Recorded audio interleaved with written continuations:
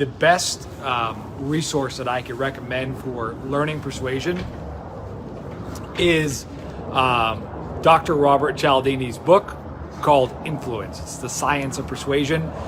It's recommended by Warren Buffett's business partner. One of the top books is to pick that up. So what I want to do today is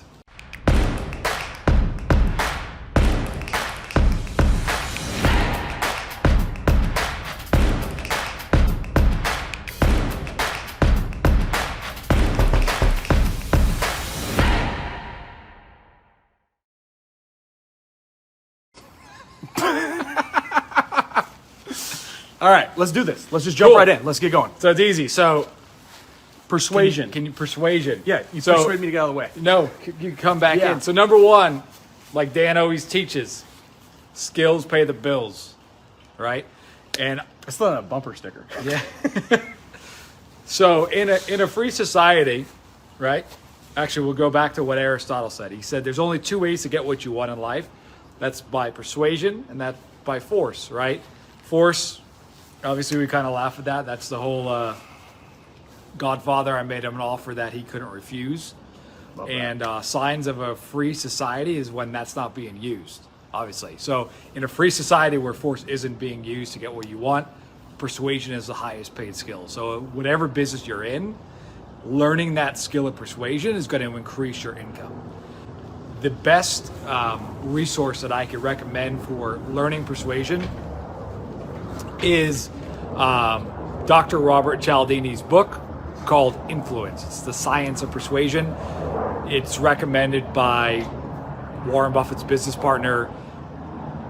One of the top books is to pick that up. So what I want to do today is, yeah, you like the fur coat. So is kind of go over the 6 principles which he uncovered. So Dr. Robert Cialdini is a professor at Arizona. It's pretty academic, but these are the 6 principles that really, as a marketer, as a salesperson, the more you ingrain this in your head, the more you learn what those 6 principles are and then how to apply them, the more money you're going to make. So, like I said, and yeah, see that? So Way easier. That's it. Old handwritten. Get off this technology. So really, there are like what he discovered is there's 6 laws. Basic rules of human behavior that we can use to categorize and understand the motives that get people to say yes to our request, and that's compliance. And the way to remember them is with a mnemonic Robert class. What does that mean? I'm not that smart. So a mnemonic is just a memory tool, right? It's like, I'll show you what I mean. So R stands for reciprocity. That's one of the first principles. Second principle is C for commitment and consistency. And I'll explain what all these are. L is for likability. A is for authority, that we listen to experts. S is for social proof. We do what other people do. And the last S is for scarcity. So if you remember that Robert class, R class, you can remember all 6 principles. That way, whenever you're in a situation, you can remember, oh, here's a chance for me to use social proof. Here's a chance for me to use, reciprocity, whatnot. So I'm going to start with reciprocity, and reciprocity is the first principle, right? The basic principle of that is it's the old give and take. We are more likely to do things once we do it for them first, right? It's like if I send you a Christmas card, you're going to be likely to send me a Christmas card, right? If I invite you to my birthday, that's why results in advance makes so much sense. Exactly.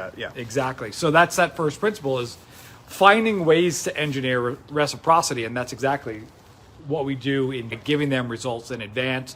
By giving them leads, they're much more likely to comply yes to your request, right? The other way that we think about reciprocity is whenever we're negotiating, right?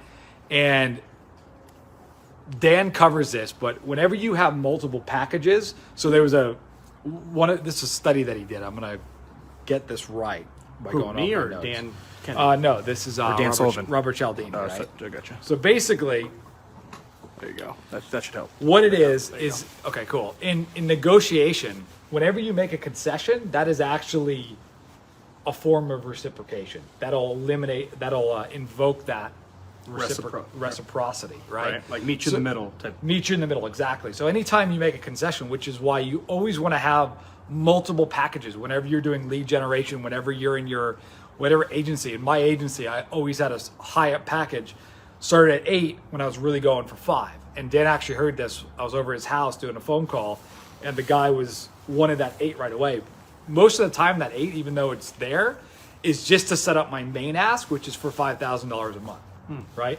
So they did this study about this, which is whenever you make that concession, you're much more likely to get that second concession.